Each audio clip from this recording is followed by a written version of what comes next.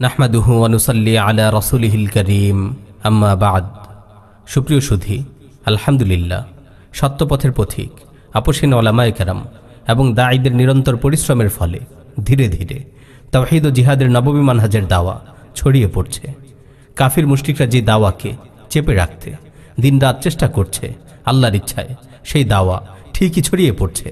অনেক ভাই এই দাওয়ার সাথে পরিচিত হচ্ছেন এবং সত্যকে চিনতে পারছেন।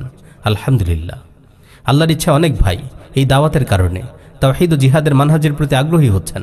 তাদের মধ্যে অনেক তালিবুল ইলমও আছেন, কিন্তু নানা কারণে এই ভাইদের অনেকেরই এ ব্যাপারে নিয়মতান্ত্রিক খাস কোনো তারবিয়ার সুযোগ হচ্ছে না। আল্লাহর ইচ্ছায় তারা হককে বুঝতে পেরেছেন, নিজ নিজ অবস্থান থেকে ব্যক্তিগতভাবে তারাও দাওয়াতি কাজ করছেন, হক মানহাজ ও হক পথের পথিকদের পক্ষে কথা বলছেন। আমার আজকের নসিহা বিশেষভাবে এই তালিবুল ইলমগণের প্রতি, যারা সত্যকে চিনেছেন কিন্তু সত্যপথের পথিকদের সাথে এখনও যুক্ত হতে পারেননি, যারা হক জামাতকে চিনেছেন কিন্তু এখনও তাদের কাছ থেকে কোনো দিক নির্দেশনা নিতে পারছেন না। আল্লাহ সুবহানাহু ওয়া তাআলা বলছেন, ফাযাক্কির ইন নাফাআতিয যিকরা, উপদেশ যদি ফলপ্রসূ হয় তাহলে তাদের উপদেশ দিন। এবং রাসূল সাল্লাল্লাহু আলাইহি ওয়াসাল্লাম বলেছেন, লা ইউমিনু আহাদুকুম হাত্তা ইউহিব্বা লি আখিহি মা ইউহিব্বু লি নাফসিহি, তোমাদের মধ্য থেকে ততক্ষণ পর্যন্ত কেউ মুমিন হতে পারবে না যতক্ষণ না সে তার ভাইয়ের জন্য তাই পছন্দ করে যা সে নিজের জন্য পছন্দ করে। অপর হাদিসে এসেছে, আল মুমিনু মিরআতুল মুমিন, এক মুমিন হলো অপর মুমিনের জন্য আয়না স্বরূপ। এই আয়াত ও হাদিসগুলোর আলোকে নাসিহা এবং স্মরণিকা হিসেবে এই বিষয়গুলো আমি আপনাদের সামনে পেশ করছি এবং এই নগণ্য বান্দা নিজেও এই নাসিহাগুলোর মুখাপেক্ষী। তালিবুল ইলমদের প্রতি আমার প্রথম নসিহা হবে, আপনারা এই দাওয়াতের গুরুভার এবং আপনাদের দায়িত্ব সম্পর্কে সচেতন হন। গভীরভাবে এই বিষয়টি নিয়ে চিন্তা করুন। নিশ্চয়ই রাব্বুল আলামিনের সৃষ্টি জগতে দুর্ঘটনাবশত কিছুই ঘটে না। এই সময়ে, এই প্রেক্ষাপটে আপনার অবস্থান কোনো দুর্ঘটনা নয়। আল্লাহ রাব্বুল আলামিন সমগ্র মানব জাতির মাঝে কিছু মানুষকে দ্বীন ইসলামের উপলব্ধি দান করেছেন। আর বর্তমান বাস্তবতা হলো এই যে এই পুরো মুসলিম উম্মার মাঝে কিছু মানুষকে আল্লাহ রাব্বুল আলামিন বিশুদ্ধ তাওহীদ ও জিহাদের উপলব্ধি দান করেছেন। আপনি আল্লাহর এই নিয়ামত পেয়েছেন। এই নিয়ামত লাভ করার পরও যদি আপনি আপনার দায়িত্বের ব্যাপারে গাফেল থাকেন, তবে অবশ্যই তা হবে আল্লাহর এই নিয়ামতের নাশুকরি। আপনি যেই সত্যকে বুঝেছেন সেই সত্যের হক আদায় আপনাকে করতে হবে। বিশেষ করে একজন তালিবুল ইলম হবার কারণে আপনার দায়িত্ব আরও বেড়ে গেছে। এই বিষয়টি বুঝুন, উপলব্ধি করুন, নিজের সময়ের সর্বোত্তম ব্যবহার করুন। নিশ্চয়ই এই সময়ের জন্য আপনি জিজ্ঞাসিত হবেন।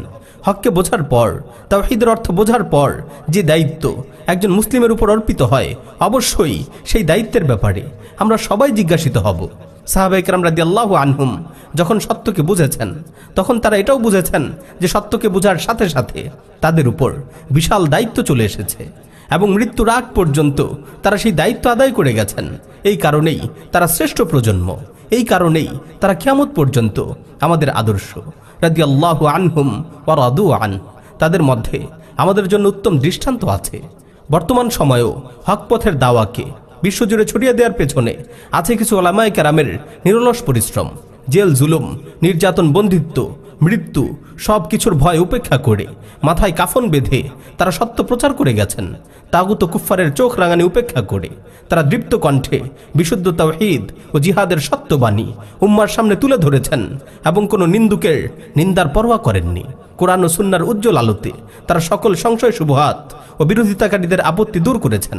তাদের খিদমত এতটাই গুরুত্বপূর্ণ ও উপকারী যে তাওহীদ ও জিহাদের মানহাজের সাথে তাদের নাম আজ ওতপ্রোতভাবে জড়িয়ে গেছে। ময়দানের মুজাহিদগণ ও উমারাগণ একথা এক বাক্যে স্বীকার করেন। তাদের মধ্যে আছে আমাদের তালিবুল ইলম ভাইদের জন্য উত্তম দৃষ্টান্ত। একজন তালিবুল ইলম হবার কারণে আপনারা তাওহীদ ও জিহাদের মানহাজের খেদমতে যে কাজ আঞ্জাম দিতে পারবেন, সেটা অন্যরা পারবে না। বর্তমানের হকপন্থী ওলামায়ে কেরাম যেই কাজের আঞ্জাম দিয়েছেন, রণকৌশলে চূড়ান্ত রকমের দক্ষ একজন শক্তিশালী মুজাহিদ কিংবা অনেক যোগ্যতা সম্পন্ন একজন সংগঠক কিন্তু সেই কাজ আঞ্জাম দিতে পারেন না। কারণ ইলমি খেদমত, যুদ্ধ, ম্যানেজমেন্ট সব কাজের আলাদা আলাদা ক্ষেত্র আছে এবং এর জন্য আলাদা আলাদা যোগ্যতা লাগে। আর তাওহীদ ও জিহাদের দাওয়ার জন্য ইলমি খেদমতের কাজ করার সুযোগ তালিবুল ইলমদেরই থাকে। তাই এই দায়িত্বের ওজন বুঝুন। সত্যকে উপস্থাপন করা, দাওয়াকে প্রচার করা, বিরুদ্ধবাদীদের জবাব দেয়া, সংশয় সৃষ্টিকারীদের সৃষ্ট সংশয় দূর করা, যে ইলমকে গোপন করা হয়েছে তা মানুষের সামনে স্পষ্ট করা আপনাদের সামনে পড়ে আছে এমন অনেক কাজ। তাই উঠে দাঁড়ান এবং এই মহান দায়িত্ব গ্রহণ করুন। তাওহীদবাদী প্রত্যেক যুবকের জন্য আবশ্যক হলো আত্মতৃপ্তি ও গাবাচনার মনোভাব ঝেড়ে ফেলে ওই দায়িত্বকে স্বীকার ও গ্রহণ করা, যে মহান দায়িত্ব আল্লাহ সুবহানাহু ওয়া তাআলা এই প্রজন্মের মুসলিমদের কাছে অর্পণ করেছেন। চারদিকে ঈমানের বাতাস বইছে, শাহাদাতের বাজার খুলে দেওয়া হয়েছে, আর আল্লাহর দ্বীনের সমর্থনে শত্রুর বিরুদ্ধে রুখে দাঁড়ানো ও সর্বোচ্চ ত্যাগ স্বীকারের সুযোগ আজ মুমিনদের হাতের নাগালে রয়েছে। দ্বিতীয় যে বিষয়টির ব্যাপারে আমি নসিহত করব তা হলো আদব আখলাকের ব্যাপারে। নিশ্চয়ই উত্তম আখলাক ঈমানের অংশ। দুঃখজনকভাবে আজ অনেক ভাই এই বিষয়টির দিকে যথাযথ গুরুত্ব দেন না। তালিবুল ইলমদের ক্ষেত্রেও এটা ঘটে। এর পেছনে অনেক কারণ থাকতে পারে। অত্যাধিক সোশ্যাল মিডিয়ার ব্যবহারও একটি কারণ। কিন্তু আমাদের এই বিষয়গুলো থেকে বিরত থাকতে হবে। আলিম ও অন্যান্য দায়ীদের ব্যাপারে নিন্দা, খারাপ ভাষার ব্যবহার, কটু বাক্য, হাসি ঠাট্টা, এসব জিনিস থেকে বিরত থাকা আবশ্যক। আর কারো জন্য না, আমার নিজের জন্য। এই কাজগুলো অন্তরকে বক্র করে ফেলে, অন্তরে ছাপ ফেলে এবং মানুষকে বিচ্যুতির দিকে নিয়ে যায়। আল্লাহ সুবহানাহু ওয়া তাআলা কিন্তু খাঁটি জিনিসটাই নেন। আল্লাহর সাথে ব্যবসা করতে গেলে সেটা খাঁটি জিনিস নিয়েই করতে হয়। আরেকজনের ব্যাপারে খারাপ মন্তব্য করে নিজের অন্তরকে কুলুষিত করে আমাদের কি লাভ? বরং এর মাধ্যমে আমরা আল্লাহর সাথে সওদা করা থেকে বঞ্চিত হতে পারি।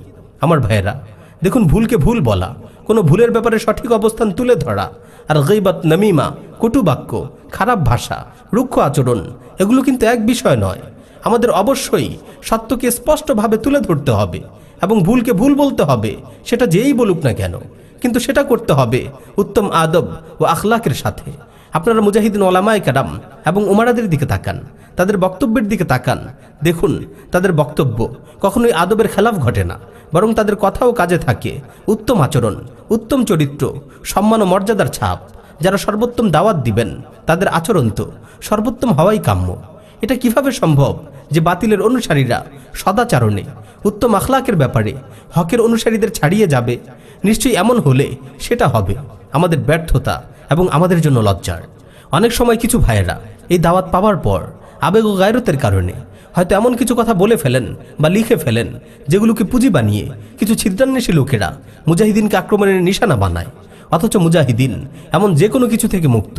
অর্থাৎ এ সকল ভাইদের উদ্দেশ্য এবং আবেগ সহি হলেও এর প্রকাশ ঘটে এমনভাবে যা দায়ীদের জন্য মুনাসিব নয়। বিশেষ করে তাওহীদ ও জিহাদের দিকে আহ্বানকারীদের জন্য তো একেবারেই নয়। নিশ্চিতভাবেই এ হলো নবীওয়ালা কাজ। তাই এই কাজ আমাদের করতে হবে সর্বোত্তম আখলাকের সাথে। কাজে এই বিষয়টির ব্যাপারে মনোযোগী হন। আল্লাহর অপছন্দনীয় পথে আল্লাহর পছন্দনীয় কাজ করা যায় না। তাই আল্লাহর নাজিলকৃত সত্যের দাওয়াত তুলে ধরুন এমন আখলাক ও ভাষার মাধ্যমে যা আল্লাহর কাছে পছন্দনীয়। তৃতীয়ত যে বিষয়টির দিকে আমি নাসিহা করব তা হলো ব্যক্তি, দল ও প্রতিষ্ঠানগুলোর ব্যাপারে আমাদের অবস্থান। ভাইয়েরা, সবসময় মনে রাখবেন, আমাদের সমালোচনা ও দাওয়ার ফোকাস হবে দ্বীনের ব্যাপারে সত্যকে তুলে ধরা এবং ভুলের সংশোধন। কোনো ব্যক্তি বা প্রতিষ্ঠান বা দল আমাদের নিশানা নয়। আমাদের উদ্দেশ্য সত্য স্পষ্ট করা, কোনো ব্যক্তি বা প্রতিষ্ঠানকে আক্রমণ করা না। কেউ ভুল অবস্থান গ্রহণ করলে আমরা সেই ভুলের বিরোধিতা করব, কিন্তু ব্যক্তির বিরোধিতা করা জরুরি নয় এবং এতে কোনো ফায়দাও নেই। আমাদের দায়িত্ব হলো হককে স্পষ্ট করা। সম্মান সম্মানের জায়গায়, হক হকের জায়গায়। হকের অনুসরণ করতেই হবে যদি পুরো দুনিয়াতে আপনি একা হয়ে যান তবুও। কিন্তু হকের অনুসরণের কারণে খারাপ ব্যবহার, রুক্ষ আচরণ, গীবত, নামিমা ইত্যাদির লাইসেন্স পাওয়া যায় না।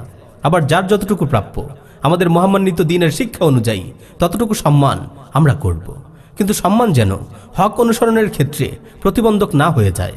একজন সম্মানিত ব্যক্তি যদি দ্বীনের ব্যাপারে ভুল কথা বলেন তাহলে সেটা ভুলই থাকে। তার সম্মানিত অবস্থানের কারণে সেটা সঠিক হয়ে যায় না। আমরা ব্যক্তিকে বিচার করব হক দিয়ে, ব্যক্তিকে দিয়ে হককে বিচার করব না। চতুর্থ যে বিষয় আমি নসিহা করব সেটি হলো নিজের সময়, মেধা ও শ্রমকে মুজাহিদিন ওমারাদের দিক নির্দেশনা অনুসারে কাজে লাগান। দাওয়া, ইলমি খিদমত, বয়ান, আপনি যে কাজই করেন সেটা মুজাহিদিন নেতৃবৃন্দের দিক নির্দেশনা অনুযায়ী করুন। নিশ্চয়ই সঠিক মানহাজ, সঠিক আকীদা, যোগ্য নেতৃত্ব, উপযুক্ত পরিকল্পনা, নেতৃত্বের প্রতি আনুগত্য, শোনা ও মানার মনোভাব ছাড়া কেবল বিচ্ছিন্ন কিছু কর্মকাণ্ড কিংবা প্রত্যেক ব্যক্তির নিজস্ব চিন্তার অনুসরণের মাধ্যমে উম্মার পক্ষে এই যুদ্ধে বিজয় অর্জন করা সম্ভব নয়। তাই নিজের সময়কে যথাযথভাবে কাজে লাগান। পঞ্চমত যে বিষয়টির ব্যাপারে আমি নাসিহা করব তা হলো তাজকিয়াতুন নফস। আমরা অনেক সময় ফলাফল চাই, কিন্তু ফলাফল পাবার পথ গ্রহণ করি না। অনেকেই এ পথে চলতে চান, কিন্তু তারা এ পথে চলার প্রস্তুতি গ্রহণ করেন না। যদি আল্লাহর সাথে বন্ধন দৃঢ় না হয়, যদি অন্তরকে কুলসতা মুক্ত না করা হয়, তাহলে এই পথে টিকে থাকা সম্ভব না। হ্যাঁ, সাময়িকভাবে সেলিব্রিটি কিংবা জনপ্রিয় হওয়া যেতে পারে, কিন্তু কবুলিয়াত অর্জনের জন্য নিজের কাজকে আল্লাহর কাছে পাশ করিয়ে নিতে হবে। ভাই, আমি হক বুঝেছি, এটাই আমার জন্য যথেষ্ট, এমন মনে করলে হবে না। হকের দায়িত্ব পালন করতে হবে, আর সেটা করতে হলে নিজেকে প্রস্তুত করতে হবে, নিজের আমলের দিকে মনোযোগী হতে হবে, নিজের আখলাককে সুন্দর করার পিছনে সময় ব্যয় করতে হবে, নিজের নফসের উপর লাগাম দিতে হবে, নিজের ইখলাস, নিজের মধ্যে রিয়া, এসবের প্রতি অত্যন্ত সতর্ক দৃষ্টি রাখতে হবে। আমাদের কথা যেন আমাদের নীরবতার চেয়ে বেশি না হয়, আমাদের আমলের চেয়ে আমাদের কথা ও আড্ডা যেন বেশি না হয়, আমাদের খেদমতের চেয়ে আমাদের সমালোচনা যেন বেশি না হয়। যদি আমরা আসলেই আল্লাহর কাছে উত্তম পরিণতির আশা করি, তাহলে আমাদের তার জন্য নিজেদের উপযুক্ত করে গড়ে তুলতে হবে। এই আমি জান্নাতে যেতে চাই, এই আমি আল্লাহর কাছে আমার সব গুনাহ থেকে মাফ চাই, এই আমি স্থান চাই শুহাদার কাতারে। কোন মুখে, কিভাবে? আল্লাহ যদি মাফ না করেন, আল্লাহ যদি দয়া না করেন, তাহলে কোনো মতেই তা সম্ভব না। বেশি বেশি করে এই বাস্তব সত্যকে মাথায় রাখা, নিজের ক্ষুদ্রতা, নিজের তুচ্ছতা, নিজের গুনাহ, নিজের অযোগ্যতা নিয়ে বেশি বেশি ভাবা, আমার কি হাইসিয়াত আর সেটা দিয়ে আমি কি পুরস্কার চাচ্ছি, সেটা নিয়ে চিন্তা করি ভাই। তাহলে ইনশাআল্লাহ আমরা বুঝতে পারবো আমাদের মধ্যে কত ত্রুটি, কত কমজোরি, আর কত দিকে আমাদের সংশোধনের প্রয়োজন। এটা চিন্তা করুন। তাহলে প্রতিটি কথার আগে আপনি চিন্তা করার সময় পাবেন যে এই কথা আমি কেন বলছি, নিজের জন্য নাকি আল্লাহর জন্য? এই কথা আমি কেন বলছি, দিনের জন্য নাকি আমার নিজের খেয়াল খুশির বশবর্তী হয়ে বলছি? ইনশাআল্লাহ এভাবে চিন্তা করতে শুরু করলে অনেক কিছুই আমাদের জন্য সহজ হয়ে যাবে। সংক্ষেপে এই হলো আমার প্রিয় তালিবুল ইলম ভাইদের জন্য আমার নসিহা। এর মধ্যে যদি ভালো কিছু থেকে থাকে, তবে সেটা কেবল আল্লাহর পক্ষ থেকে, আর যদি খারাপ কিছু থেকে থাকে, তাহলে সেটা আমার আর শয়তানের পক্ষ থেকে। আল্লাহ আমাদের নিজেদের সংশোধনের এবং নিজেদের দায়িত্ব যথাযথভাবে পালনের তৌফিক দান করুন। আল্লাহ যদি আমাদের সাহায্য না করেন, তাহলে আমাদের নিশ্চয়ই আর কোনো সাহায্যকারী নেই। আল্লাহ যদি আমাদের সাহায্য না করেন, তাহলে আমাদের নিশ্চয়ই আর কোনো সাহায্যকারী নেই। ওয়া মা আলাইনা ইল্লাল বালাগ।